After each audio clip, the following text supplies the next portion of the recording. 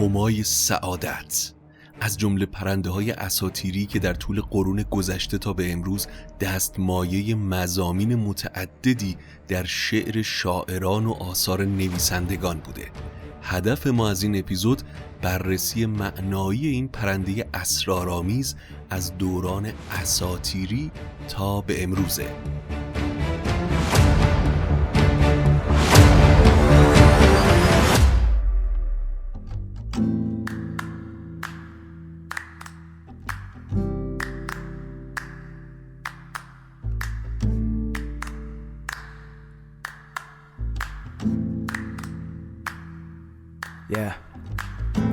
اگه حالت گرفته است، چشات پف کرده و خسته است، پاشو چای دم کن، کیک تو فرن، بشین و گوش کن به داستامینوفن.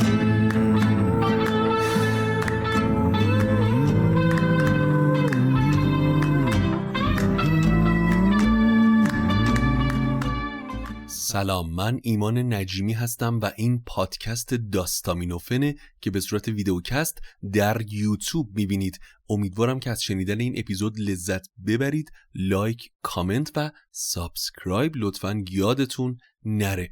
بریم و ببینیم همای این پرنده اساطیری از کجا اومده. توی هر دوره تاریخی به فراخور تفکر حاکم بر اون جامعه تصویر ارائه شده از همای متفاوته.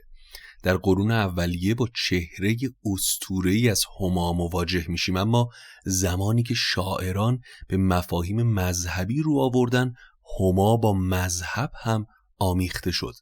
اما در قرن دهم که شعرا به دنبال نوگرایی بودن، تصاویر جدید و متضادی از همای بروز دادن و هرچه به دوران معاصر نزدیکتر میشیم از ارزش اسطوره‌ای این پرنده کاسته میشه. اما قبل از هر چیز باید اسطوره رو تعریف کنیم. اسطوره رو باید داستان و سرگذشتی مینوی دونست. عالم مینو در مفهوم اساطیری به بخشی از جهان اسطوره‌ای گفته میشه که فراتر از ماده و در برگیرنده ارزش‌ها و نیروهای معنویه. این عالم مینوی در اسطوره‌های ایرانی این معنی رو میده. پس اسطوره داستانی مینویه که معمولاً اصل اون معلوم نیست و شرح عمل، عقیده یا پدیده طبیعیه که دست کم بخشی از اون از سنت‌ها گرفته شده و با آیین‌ها و عقاید دینی یه پیوند ناگسستنی داره. اما نکته مهم، چرا این همای سعادت یه نقش اسطوره‌ای داره؟ به این دلیل که اسطوره از ناتوانی بشر به وجود میاد. برای همینه که داستان‌های اساطیری با اون بخش از ناتوانی بشر در زمینه پرواز کردن، قدرت فراتبیعی داشتن گره خورده و همین دلیلیه که بیشتر اسطوره‌ها از هر جای دنیا که باشن خانه در آسمان دارن یا فرشته‌ها بال دارن و پرواز میکنن. درست چیزی که انسان‌های گذشته رویاش رو داشتن. پس انسان ناتوان برای مقابله با مجهولاتش به خلق موجوداتی شگفت با خصایص شگفت‌انگیز رو میاره. خدایان به این ترتیب خلق میشن و بعد به شهریاران و پهلوانان زمینی تبدیل میشن. خدایان و پادشاهانی که برای موجه نشون دادن حکومتشون به ماورا و عالم بالا متوسل میشن. یکی از همین منابع قدسی برای توجیه پادشاهی در ایران باستان همین پرنده هماست که جلوه‌گاه فر کیانیه. این پرنده در اسطوره‌های ایرانی جایگاه برجسته‌ای داره. در ادبیات پارسی این پرنده مرغ استخوان‌خواریه که به عنوان نماد سعادت و فر بهش توجه میشه. با اینکه در منابع باستان و اوستا از همای به عنوان مرغ یاد نشده، اما با گذشت زمان و در ادبیات دوران اسلامی ایران هما شبیه به سیمرغ، پرنده‌ای همایون فال و سعادت بخش معرفی شده. اما ویژگی استخوان‌خواری و قناعت و همینطور آزار نرسوندنش به باقی جانوران با همایونی بودن و سعادت بخش بودن این پرنده عجین شده. ما سعی می‌کنیم در این اپیزود به تحلیل و حضور هما در شعر 4 دوره تاریخی از قرن سوم تا دوران معاصر بپردازیم تا ببینیم این پرنده در طول تاریخ در ادبیات و نوشته‌های پیشین چطور بهش پرداخته شده. اما بیایید برگردیم به هزاره قبل، زمانی که دین مردم ایران زرتشتی بود.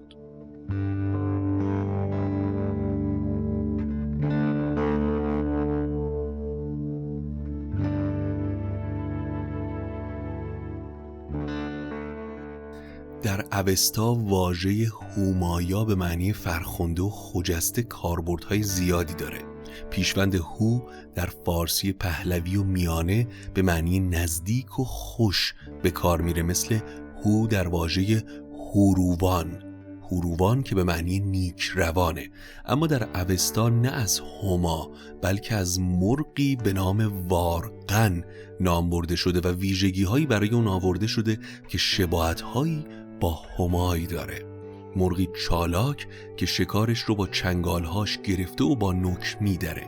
در میان پرنده ها از تیراندازها فرار میکنه. در شب خورش شب جویده و در بامداد خورش روز. در بلند پروازی سر به کوهستان ها داره. پر و استخوانش در بی‌اثر کردن آزار دشمن و باطل کردن جادو به کار میاد. مرغ همایون یا وارقن دارنده فر و شکوه در بهرامیشت بند 36 اومده. کسی که استخوان یا پری از این مرغ داشته باشه هیچ مرد توانایی اون رو از پا در نمیاره. با توجه به اینکه فر در اوستا به وارقن نسبت داده شده، میشه گفت وارقن یا خصایص بسیار نزدیک به همای داره یا خود اونه. اما در فرهنگ لغات چطور به هما پرداخته شده؟ در همه فرهنگ‌های لغت به خجستگی و مبارکی هما اشاره شده. قدیمی ترین فرهنگ لغتی که درباره هما در اون نوشته شده از هندوشاه نخجوانی در قرن 8 هجریه که عنوان کرده هما مرغی مبارکه که مردم برای تفعل به زیر سایش میرن. در فرهنگ لغات معاصر اما ویژگی‌های دیگه‌ای هم برای همای آوردن. پرنده‌ای که پشتش سیاه مایل به خاکستری، سینش حنایی و بینقش، 2 شاخ مانند شاخ بوف داره، ریشی زیبا و بالهایی از قرقوش بلندتر. فرهنگ سخن هم به شیوه دهخدا به مشخصات ظاهری هما پرداخته و به 2 ویژگی استخوان‌خواری و سایه سعادت اون هم اشاره کرده. اما کاملترین توصیف در فرهنگ معین اومده و در اون علاوه بر توضیحات قدما و توصیف مشخصات ظاهری به فر هما و مرغ وارقن که بر اساس زامیادیشت اوستا با هما یکی دانسته شده هم اشاره شده. هما برخلاف اغلب مرغ‌های اساطیری که زایده تخیل اسطوره سازان بودن از گونه کرکس هاست و وجود خارجی داره. در کتاب‌های پرنده شناسی معادل هما جیپیتس باربتس اومده. این واژه جیپیتس از 2 بخش جیپس به معنی کرکس و ایتس به معنی عقاب تشکیل شده. باربتس هم در لاتین به معنای ریش داره، چرا که یک دسته پر زیر آرواره پایینیش وجود داره. از نظر گونه شناسی این پرنده از خانواده لاشخورهاست که غذاش استخوانه.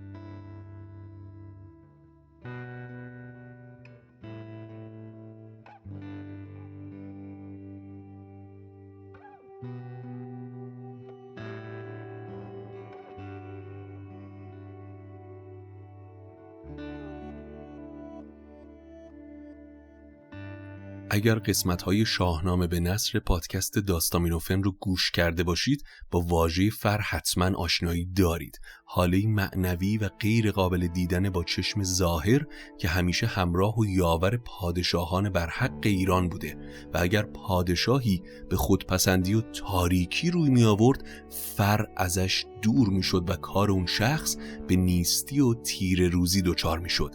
مثل جمشید که فر شاهی ازش گریخت و در نهایت به دست ضحاک با اره 2 نیم شد. اما این فر همیشه از ملازمات هما بوده و هما در ادبیات فارسی یکی از مظاهر اون به شمار میره. علت این پیوستگی اینه که همای و دیگر پرنده های اساطیری نوعی واسطه عالم ماورا و عالم طبیعت هستند. از سمت دیگه فر گوهری مینوی و قدسیه که در باور قدما در اشکال خاصی از جمله پرنده هم میتونه تجسم پیدا کنه. در اوستا 2 نمونه فر وجود داره. فر ایرانی که قدرت و شکوه الهیه و همواره ایران رو در برابر دشمنان نگهبانی میکنه و از پرتو همین فر که ایران همواره مستقل و نیرومند بوده. و دوم فر کیانی که موجب پادشاهی و اقتدار شاهان میشده. فر کیانی تنها برای کسانی میمونه که شایستگی اون رو داشته باشن. در غیر این صورت فر ازشون جدا میشه و سرنوشتشون به تباهی میرسه.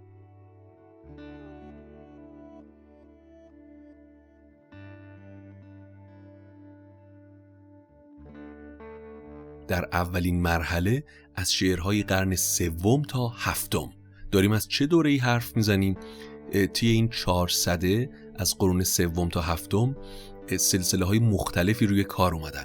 از قرن 4 هجری سامانیان، بعد آل بویه، قرن 5 غزنویان و سلجوقیان، در قرن 6 و 7 هم خوارزم شاهیان و سلجوقیان روم.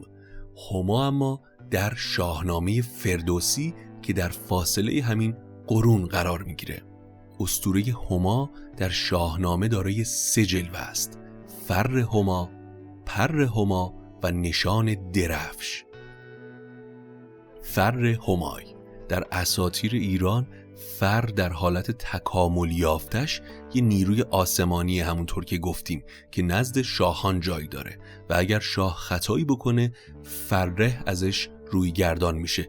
فر نه مستقیم بر شاهان بلکه بر جانوری فرود میاد و تا اون جانور از آن اون پادشاه باشه سلطنتش استواره. در شاهنامه فر به هما منسوبه و در برخی نسخ ابیاتی در این باره وجود داره. همی بر سرش داشت سایه ز فر، همای سپهرش بگسترد پر. یا تو فر همایی و زیبای گاه، تو تاج کیانی و پشت سپاه. در اوستا همینطور اومده که فر ایزدی به صورت مرغ وارقن یا همون هما از پیکره جمشید جدا شده. فر نیروی قدسی در میان آدمیان میشه و به صورت یک پرنده از شخصی که شایستگیش رو از دست داده به فرد شایسته دیگه‌ای منتقل میشه.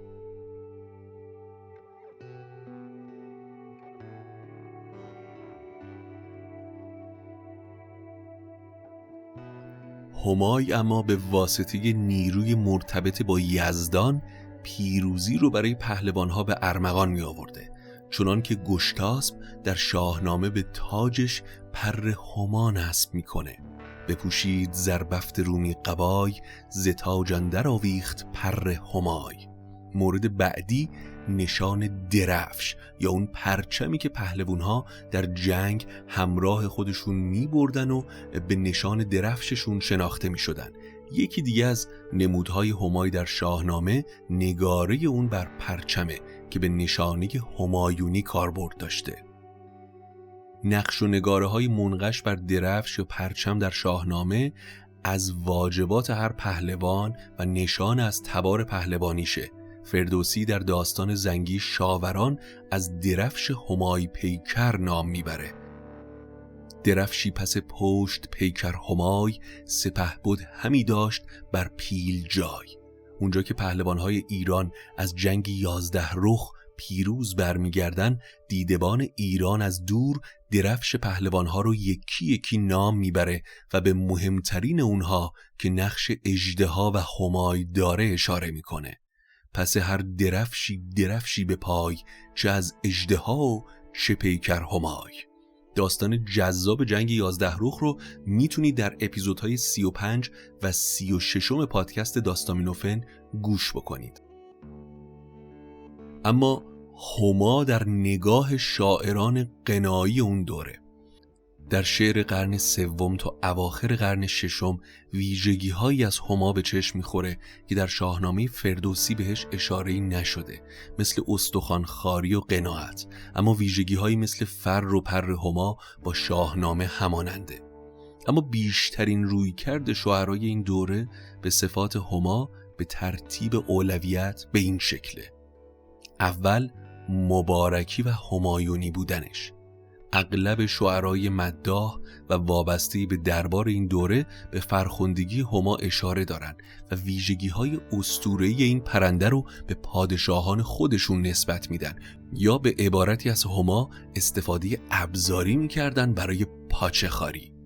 فرخی سیستانی در قصیده‌ای در مدح محمود غزنوی اون رو فرخنده‌تر از هما تصور کرده: سایه او بر همای افتاد روزی در شکار، زان سبب بر سایه پر همای افتاد فر. یا منوچهری دامغانی در ستایش شاهان سلجوقی، یا نمونه جالب دیگه در مورد امیر معزیه که در قصیده‌ای در مدح ملکشاه سلجوقی زمانی که تیر شاه اشتباهی به شاعر اصابت کرده این شعر رو سروده: بر من همای همت او سایه گسترید، چون در تنم شد آهن پیکان او نهان، و از بهر آن که قوت همای استخوان بود، آهن گرفت در تن من طبع استخوان. انوری هم گستره عدل جلال الوزراء احمد ابن مخلص رو به گستردگی هما میدونه، اما برخی هم هما رو به شیوهی بدی به تصویر کشیدن، مثل آقای نظامی در تصویری استعاری خورشید رو از اون جهت که در برج حمل یا همون فروردین ماه ما واقع شده، درخشش و نورانیت خورشید در برج حمل رو به فر هما تشبیه کرده و در بزرگمنشی و بلند همتی انسان اینطور سروده: فر همای حملی داشتی، اوج هوای ازلی داشتی، گرچه پر عشق تو غایت نداشت، راه ابد نیز نهایت نداشت.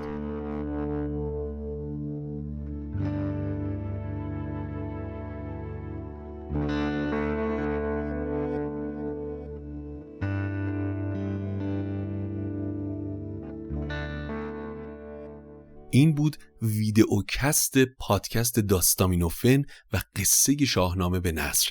امیدوارم که از شنیدنش لذت برده باشید.